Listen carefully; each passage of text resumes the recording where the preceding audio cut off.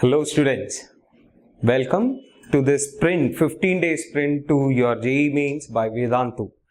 This is a session which we are conducting for students so that they can prepare this last 15 days looking just at the necessary topics that are there. Like what we are doing here is we are going to prepare you on the basis of our analysis of past 5 years JEE Mains questions, and we have kind of selected the important topics that you necessarily have to do if you just have to get across your JEE Mains first. Of course, when you go to JEE Advanced, there would be more important topics involved, and that would be at a later stage. But for the time being, let's get into analysis of previous year's questions from JEE Mains and see how much concept we can do based on that, right? So what we are going to do here is that we will be like looking at all the questions that have appeared in the previous years, and we will try to incorporate as many questions into this session so that you can like quickly brush up your chapters. My name is Abhilash. I have been teaching physical chemistry for like past 10 years. I did my BTech from IIT Bombay. I gave my JEE way back in 2003 when it was a subjective paper. But yeah, now you have like a objective paper that you have to solve. Currently, the concepts are not like the questions are not really that difficult. It's just that they test your basic understanding of the questions, and these are relatively simple questions that you can handle. But it's just that yeah, in the time constraint and in the pressure, it's very difficult to like kind of judge which are the questions that you have to absolutely solve and which are the ones that you have to leave. That is very important, right? So as far as chemistry is concerned, right? So physical chemistry is probably the most important part of chemistry. Highest weightage marks wise have always been there. But yeah, I mean that said, that doesn't mean that you can probably leave your organic or inorganic. They are equally important too, because of the fact that physical chemistry is something that almost everybody does. So you can't miss out on this topic. Of course, organic and inorganic saves you a lot of time. Physical chemistry is primarily about calculation, so you might like end up wasting a lot of time on some of the questions. So even in this session right here, like while I'm discussing the questions, I'm not going to like sit down and do all the calculation and like give you the final answer. That's definitely not our aim. Our aim is to like introduce you to the basic absolute necessary topics which are there in this chapter so that you can go into your JEE Mains confidently, right? So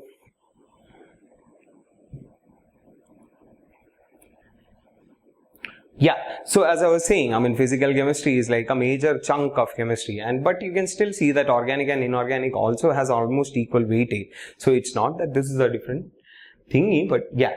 So this is a in-depth analysis of topics, subtopics, chapter-wise analysis of the topics that are there in physical chemistry. You can see that some of the chapters over the past 5 years at least have been having heavy importance. As far as atomic structure, our topic for today, atomic structure and periodic properties, is what I'm going to do today.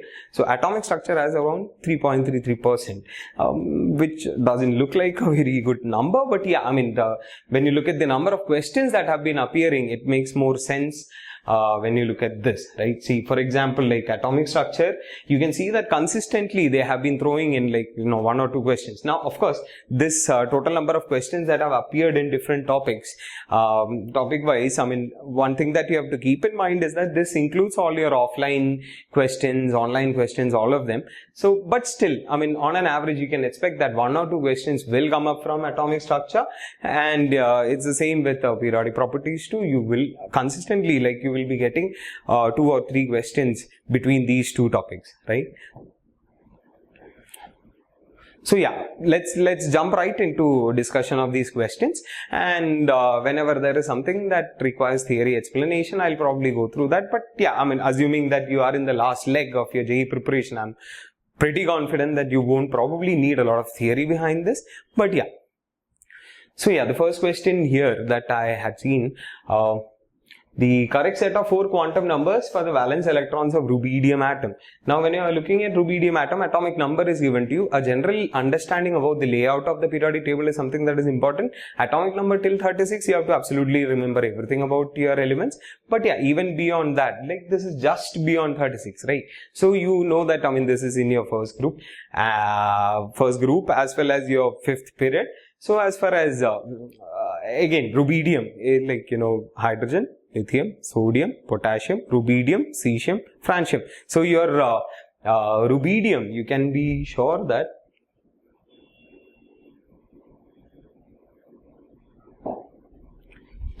so in rubidium, you can see that your valence electron is what they are talking about out here. So valence electron is your outermost electron. Outermost electron is your 5s electron. So for your 5s electron, you can say that n will be equal to 5. Principal quantum number is 5. And as far as s is concerned, right, s orbitals, you know that L value is 0. The azimuthal quantum number is 0. And as far as m value is concerned, m can take any value between minus L to plus L. So as far as s orbital is concerned, where your L value is 0, m will obviously be 0. Now as far as the last quantum number, the spin quantum number is concerned, it can be plus or minus half. They have like given half. They can even give minus half. Specifically, I mean, it doesn't mean anything. I mean, it doesn't have any classical analog. It's just a quantum mechanical state. So it's a spin state which we take as plus or minus half. The electrons could have either of these value for your spin quantum number. So half is what we'll take. So that is your first one.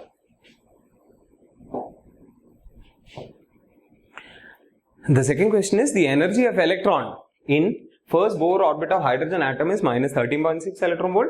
The energy value of electron in the excited state of Li2 plus is. So yeah, I mean, as far as the energies are concerned, out of these, I mean, of course, first thing that you should remember here is the energy formula.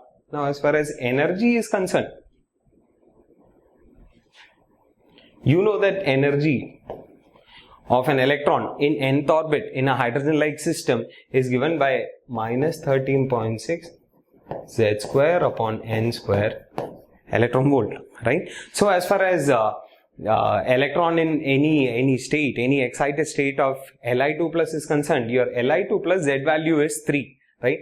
So it can be minus 13.6 into Z square would be 9 divided by n square electron volt, right? So now this n can be anything from 2 onwards, because your first electron, I mean the ground state of your electron is n is equal to 1.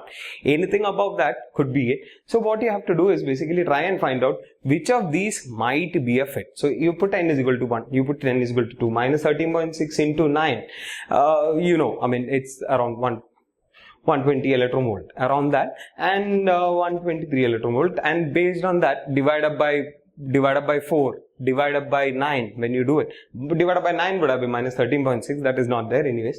So you will have to see which of these values might be one that can be put into this one. Once again, as I said, I'm not like trying to calculate each of these values. I'm leaving the answering part to you so that you can sit and solve it yourself. I'm not going to tell you the answers here. Sit and solve, right?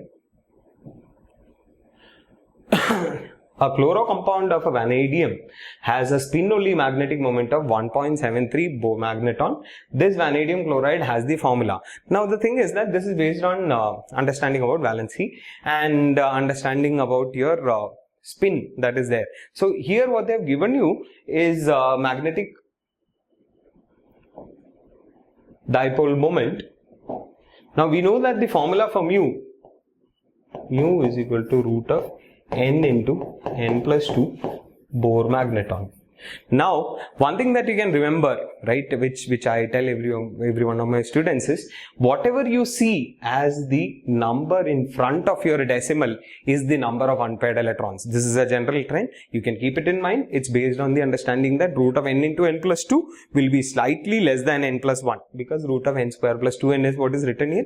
So it will be slightly less than n plus 1, which means that your whatever is given here, 2 point something, let's say it is 2.85 or 2.87, so or 3 point whatever. So whenever you are getting this, first number will be the number of unpaired electrons in this system. So as far as your vanadium is concerned, vanadium atomic number is 23. As far as valence shell configuration is concerned, it is 4s2 3d3, right? So I mean, if you want to write the electronic configuration, it is Ar 4s2 3d3. And as far as this chloro compound is concerned, what they have said indirectly is that there is only one unpaired electron after the formation of the chloro compound, which means that out of these 5 electrons, only one is remaining. What does that tell you? When you're making the cation, you know, obviously the first electron to go will be the outermost electron. So 4s will be removed. After that, you have 3d3. You take out 2 more electrons from these, you can say that then you will get 3d1, which will have just 1 unpaired electron, and that is exactly what you need, right? So what we can say here is that this chloro compound has vanadium in a 4+ state, and any chloride, you will generally have the formula of, like you can see 4+, so it has to be 4- from that end, so it has to be VCl4. This is pretty straightforward, right?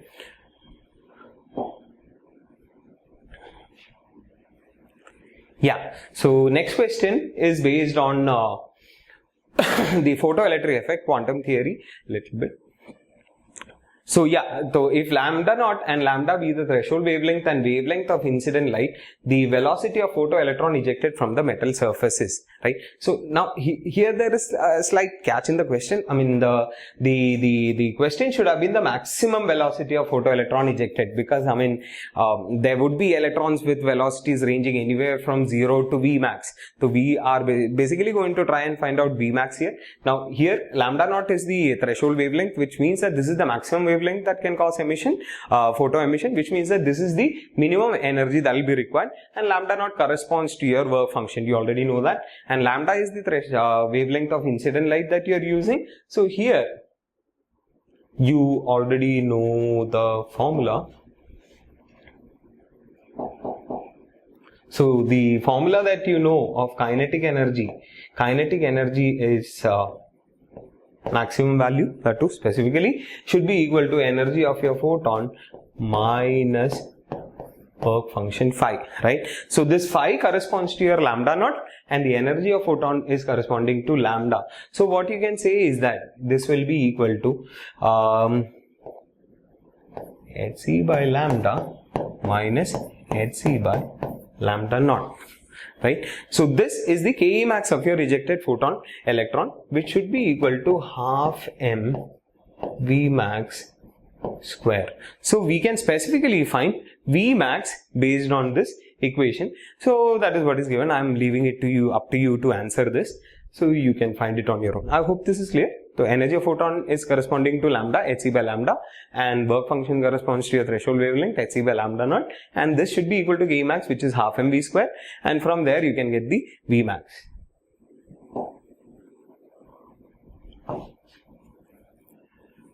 Yeah, so they have here basically given you the energy formula for transition of an electron.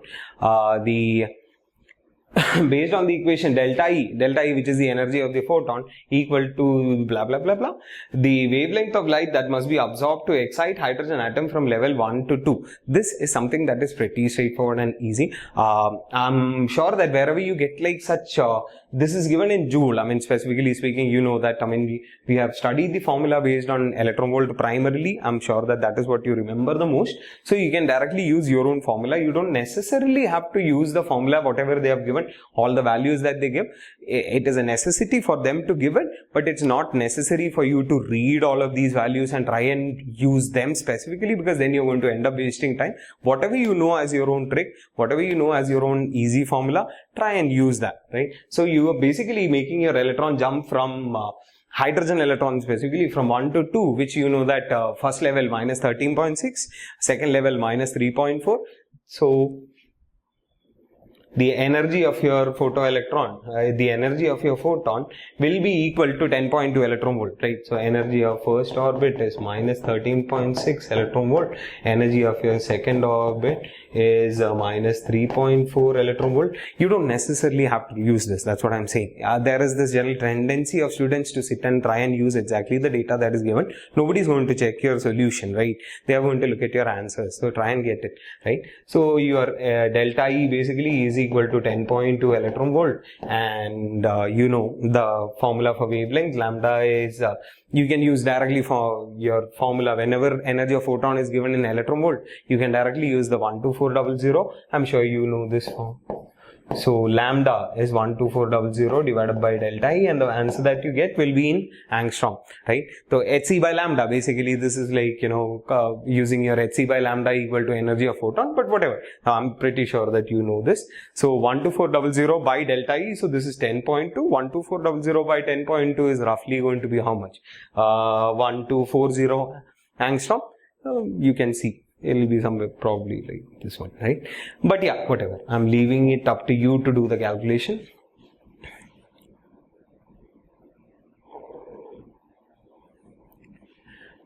If the principal quantum number n is equal to 6, then the correct sequence of filling of electrons will be. Now, this is like pretty straightforward. This is based on Aufbau principle, n plus L rule. Other thing that you can use for this particular question is to remember the layout of the periodic table. You know that the filling of electrons in your periodic, filling of elements in your periodic table is exactly based on your Aufbau principle. First, you fill up your 1s in hydrogen and helium. Then you have your 2s in lithium and beryllium. Then you have your 2p elements. Then 3s, 3p, 4s. Then you have your 3d in between. Your d block starts there. Then you have 4p, 5s.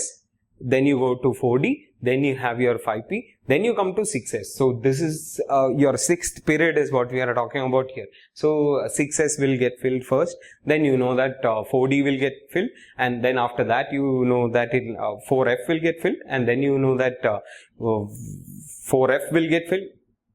Yeah, so here basically they are specifically talking about the sixth period, right? So in the sixth period, you know that the first thing to be filled will be 6s. Then after that you get 4f. Although there is exception, yeah, that's a different story. That in lanthanum you have like 5d1 that is getting filled, but no, whatever. The expected order is that 6s, 4f, 5d, and then 6p, right? So accordingly you can solve this question. Going to the next question. The radius of second Bohr orbit for hydrogen is, again, they have given you all of these values so that you can use it if you want to, if that is the only way that you can solve it. But again, I would suggest that you, when you already know the formula, try and use it, right? So what is the formula for radius? You already know this. So radius of nth orbit in a hydrogen-like system, radius of nth orbit is given by 0.529 n square by z angstrom, right? If the radius value that you need is in angstrom, so 0.529 n square by z is what you need, and you can substitute here. They have given, like, the question was for hydrogen itself, so z is 1 and your n value is second orbit, so put 4 here, you can get the value, right?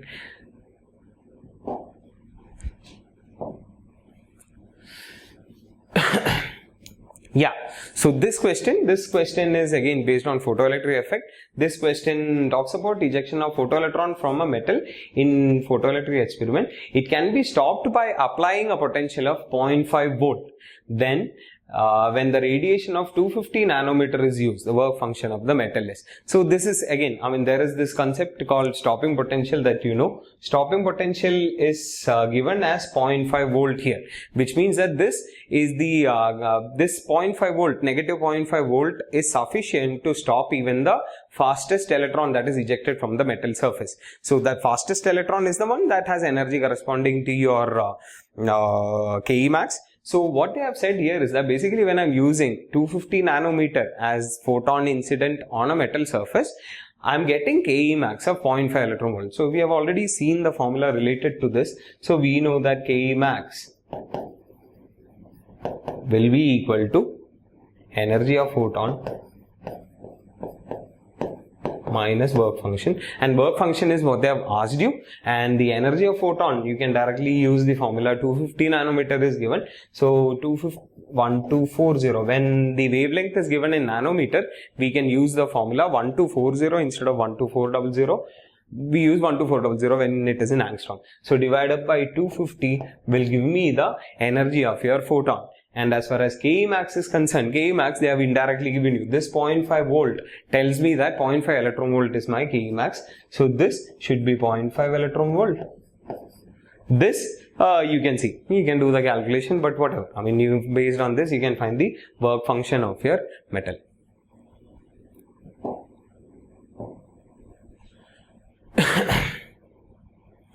Yeah, so basically we have like seen most of the questions related to atomic structure, at least based on the past 5 years. So based on the past 5 years experience that I've seen, from atomic structure, the primarily important topics are your Bohr model based questions, and you have your electronic configuration a little bit based on them. And then you have like some quantum numbers based pretty straightforward questions. Quantum numbers and their applications may be related to, like, for example, that question on mu, magnetic dipole moment, or probably they can even ask you questions based on one of the rules. I mean, what is violated, Hund's rule or stuff like that, right? So now we will go into some of the questions related to your periodic properties, right? So as far as periodic properties is concerned, the first question here, what we have is, among the following oxoacids, the correct decreasing order of acidic strength is. Now this is about strength of your acidic strength of oxides. Now as far as oxides are concerned, we know that when they are dissolved in water, you will get a substance with a formula of element oxygen hydrogen. Now whenever this oxide, any oxide,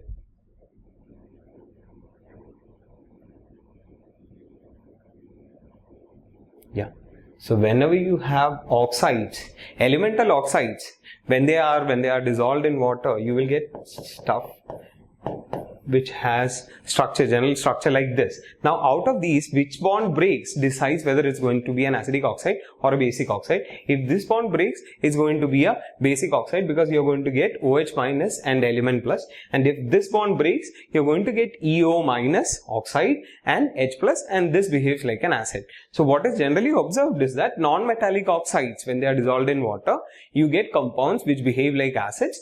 In solution, when we make an aqueous solution, they tend to dissociate by giving EO minus oxide, the anionic part, and H plus, which makes it an acidic solution. Now as far as the acidic strength is concerned, what is generally observed is that as you increase your oxidation state of your element, oxidation state between now what you can see is that all of these are oxyacids of chlorine, right? Now between these, if I have to compare, it is based on your electronegativity. I mean, more is the tendency of this H plus to get released, which means that overall higher oxidation state, when the element is in a higher oxidation state, it is generally observed that this tendency of release of H plus is increased, because you can think of it in this way, that higher is the oxidation state, greater will be its pull of electrons from oxygen. Oxygen will pull electrons from hydrogen, and it will tend to push off hydrogen from the system, right? So as far as these are concerned, here chlorine is in a +7 oxidation state, here it is in +5, here it is in +3, and here it is in +1 oxidation state, right? So this has the highest oxidation state for chlorine, and what we see is that this behaves as the strongest acid. So between these are maybe decreasing order, you can guess on your own, right? Now going to the next question. Which of the following series correctly represents the relationship between elements from X to Y? Right? So they have said X to Y, whatever relationship they have given, you have to see which is right. So such kind of questions are heavily asked in JEE. These are like based on information. Most of these play around with exceptions. There is going to be some exception, some catch somewhere which you tend to ignore, and you might like end up going wrong. So here the first question is, lithium to potassium ionization enthalpy increases. We know this is wrong. From top to bottom, effective nuclear attraction goes on decreasing, and from top to bottom, ionization energy has to decrease. So the first one is wrong, right? We will look at all of the options anyways. I'm not trying to just find the answer here. So I'll also tell you why the others are wrong also, right? So from fluorine to bromine, what they have said is that electron gain enthalpy with negative sign increases. Now this is also again wrong, right? So basically from fluorine to chlorine, if it would have been, we know that electron affinity, electron gain enthalpy is increasing. That is 2p 3p comparison. I'm sure you might have seen the exception. Fluorine, because of the fact that it is an extraordinarily small atom, resists the addition of electron and hence what happens is that it tends to release less amount of energy when an electron is added to it. So ideally we would expect fluorine to have highest electron gain enthalpy, but chlorine ends up having the highest electron gain enthalpy, and from fluorine to chlorine basically electron gain enthalpy is increasing, and from chlorine to bromine, as expected, when you're going down the group, you would expect that electron gain enthalpy should decrease. That does happen from chlorine to bromine, but not between fluorine to chlorine. So this second statement is wrong. From carbon to germanium, atomic radii increases, right? This is also true. There is a catch that could have been there. This is like kind of a exception, kind of a twist that is given to it. From carbon to silicon, we know that size will increase. I mean, in general, when you're going down a group, you know that size increases because you're adding more and more shells every time you're doing that. Every time when you're going from one period to another, you're adding a new shell. So from top to bottom, in general, size is supposed to increase. If I had put the same thing for boron to probably gallium, it would have been wrong, because there is an exception because of the d contraction that is there because of poor shielding of 3d orbitals that are filled before your 4p. What is seen is that from aluminium to gallium there is a marginal decrease in size, which is not there in carbon, silicon, germanium.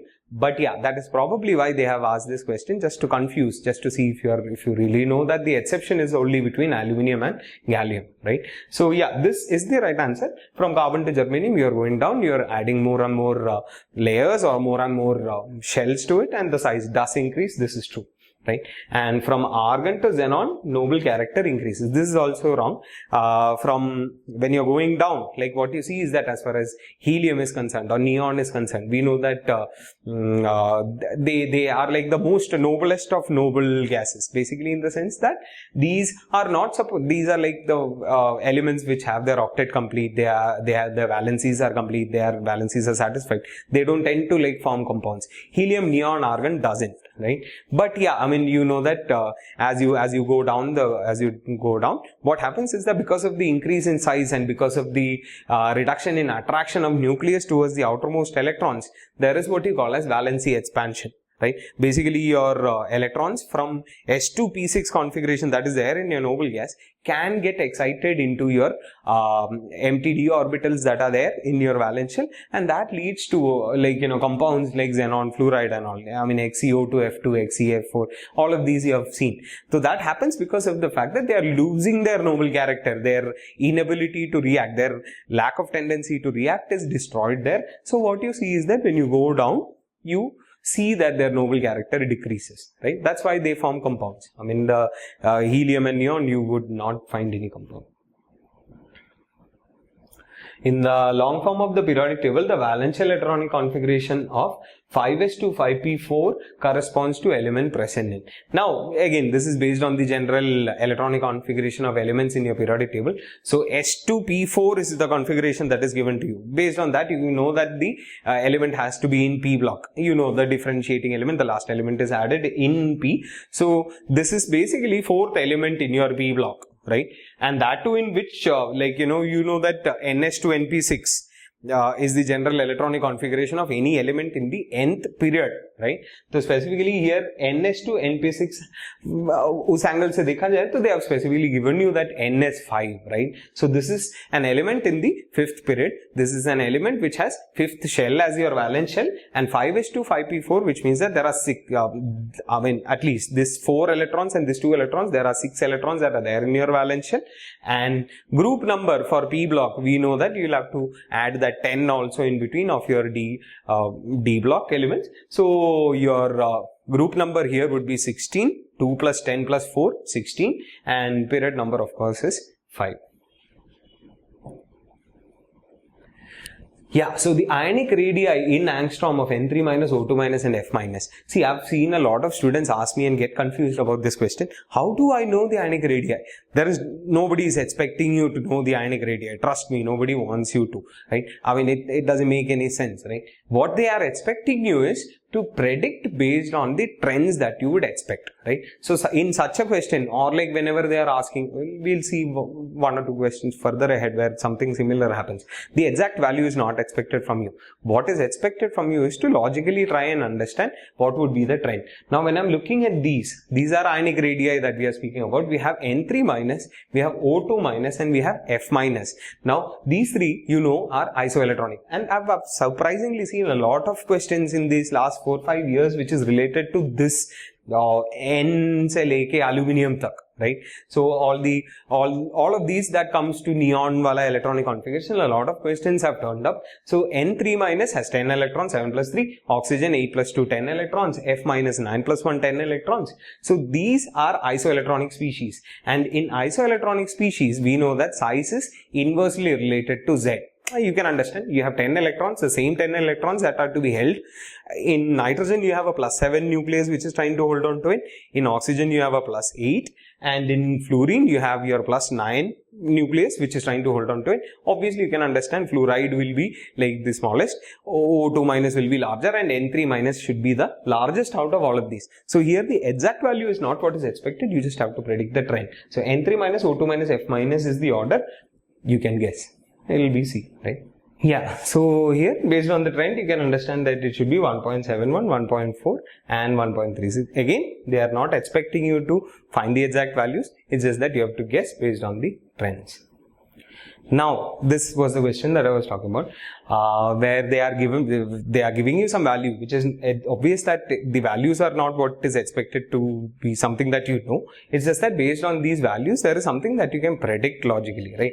So consider the following ionization enthalpies of two elements A and B. First ionization enthalpy is given, second ionization enthalpy is given, third ionization enthalpy is given, and A and B are the two. So for A, 899 kilojoules per mole, second is 1757, and the third ionization energy is 14,847 kilojoules per mole.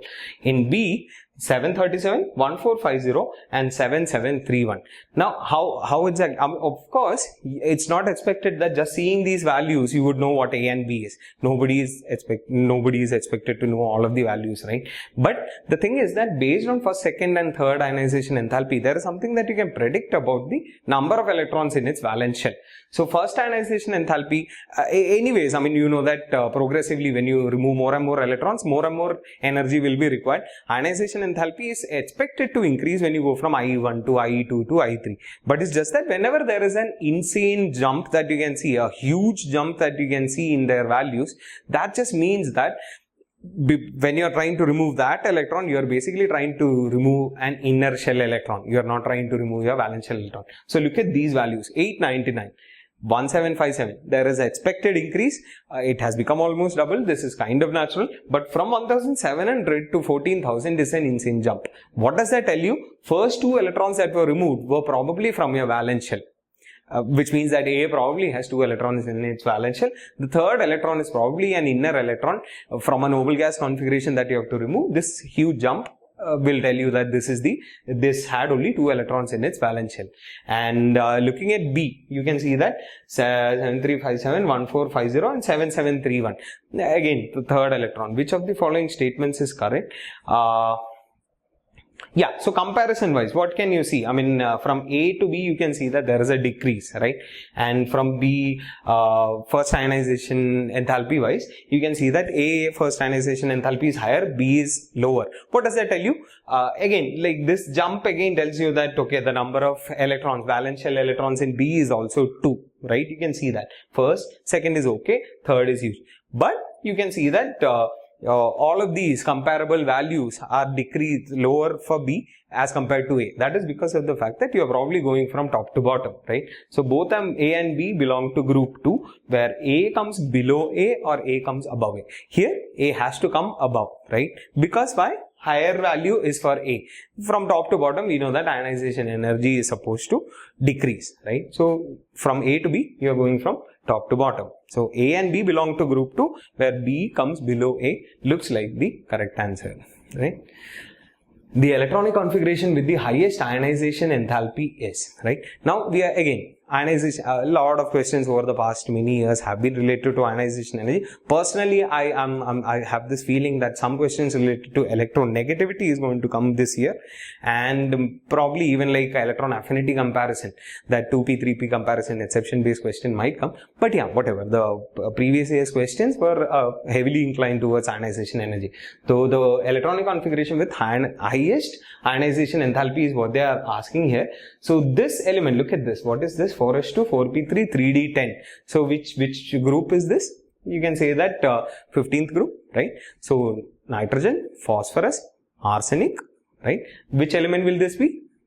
Yeah. So again, others, if you see this neon 3s2 3p1, right? 3 valence electrons are there. P block, which element is this going to be? 13 electrons are there, aluminum, right? So then you have 3s2 3p3. Again, 3s2 3p3 will be right above this element, right? So it is phosphorus, and then you have 3s2 3p2. So here the elements that you are dealing with, your 3s2 3p1 was aluminum. The 3s2 3p2 is silicon, 3s2 3p3 is your phosphorus, and 4s2 4p3 3d10 is your arsenic, right? Now between these they have asked you which one has the highest ionization energy, right? So from left to right we know that ionization energy increases, right? And from top to bottom ionization energy decreases. So what can you say? Which one will have the highest out here? Right. Again, one more of your isoelectronic stuff. For Na plus, Mg2 plus, F minus and O2 minus, the correct order of increasing ionic radiuses. Again, ionic radii comparison. These are all isoelectronic, and between isoelectronic substances, you know that the element with the highest atomic number will have the smallest size. So between these, your Mg2 plus has to be the smallest, and then you will have Na plus, then F minus, and then O2 minus. Yeah, so basically what we have looked at is some of the previous years, 4-5 years questions, and what I would like to stress is that you should be looking at your quantum theory based questions, because simple questions based on quantum theory has been appearing. It's just 1 or 2 questions that we are talking about, but each question counts in JEE Mains. You know that too many students are giving this, so each marks makes a huge difference to your rank. Yeah, so the next topic that you should be concerned about is Bohr model. Bohr model, you have like questions based on radii that you have seen. You have seen questions based on energy transition. You have also seen like that you can expect some hydrogen spectrum based questions this time around. I would expect like maybe one of the series based questions comparison. There were a few questions based on them also that I had come across while preparing this session. But yeah, I mean, what I've seen is that a lot of these series based questions are calculation intensive, and that is something that I would leave up to you to solve. You can get like some of these questions and prepare for the spectrum also from your end. And electronic configuration based questions have also come up, and quantum numbers and their applications based questions have also come up. Simple questions based on the relationship between N, L, M and S, right? Even such questions, simple questions have turned up, at least for me. I mean, in advance you can expect really tough questions based on your radial probability distribution curves. You can have like questions based on your nodes and all, but and also about magnetic quantum numbers, maybe like, you know, even tougher questions based on that. But yeah, point is, at least for JEE Mains, these are the primary topics that you should be concerned about. And in periodic properties, the general electronic configuration based questions, you have already seen that 5s to 5p4 kind of a question. You should have a general idea about the layout of your periodic table. You should be very comfortable with the shape of the periodic table and the general configuration of elements, and like whatever general information you can have, right? Like for example, diagonal relationship is something that has turned up a few times. Again, it's like a very frequently used concept anyway, so I'm not expecting it to turn up this year, but nonetheless. And atomic and ionic radii based questions, you have already seen some of them are really been repeated. I mean, like the isoelectronic species based questions, Maybe like I'm expecting that you might have like a cation plus anion but not isoelectronic kind of question where you'll have to use a little bit more information from your end. Regarding your one thing that you can probably keep in mind is that between cations and anions, your monopositive cations from one period will be somewhat similar in size to mononegative anion from two periods above it, right? So that is something that you can keep in your mind. Roughly, you can use this information to, kind of even compare like cations and anions where they are not generally related. They are not isoelectronic, right? Then like ionization energy based, a lot of questions you have seen. Primarily this type of question where you see this huge jump in ionization energy, and how do you predict the general electronic configuration or the number of valence shell electrons that are there. That is something that you can predict on the basis of ionization energy value. And also maybe there are like simple questions that have turned up in the past where probably like for example lithium, they'll give you IE1 value, IE2 value, and they will ask you like what is the total energy required to remove all electrons from lithium. Remember that IE3 for lithium is something that you already know formula for, because when you remove 2 electrons from lithium, Li2 plus is already there. It has become a hydrogen-like species, and there you know how to write ionization energy. So some questions like this you can expect. And electron affinity based questions I have not seen for quite some time right now, which is why I'm guessing that electron affinity based question will come up. And electron negativity and application, they have asked about the acidic nature comparison in HClO4. That question was a little bit based on electronegativity, but I'm probably like guessing that they might have a question related to hydrates, the reducing action of hydrates, something that you have to remember, and acidic nature of even maybe hydrates. Non-metallic hydrates, top to bottom, is an exception. Ideally, you would expect, when you have something like HF, HCl, HBr, HI, purely based on electronegativity difference, one would expect HF to be the strongest acid. But the thing is that actually HI is the strongest acid because it is easy to dissociate it, right? The bond energy is relatively low because of size difference between hydrogen and iodine, so HI is the stronger acid.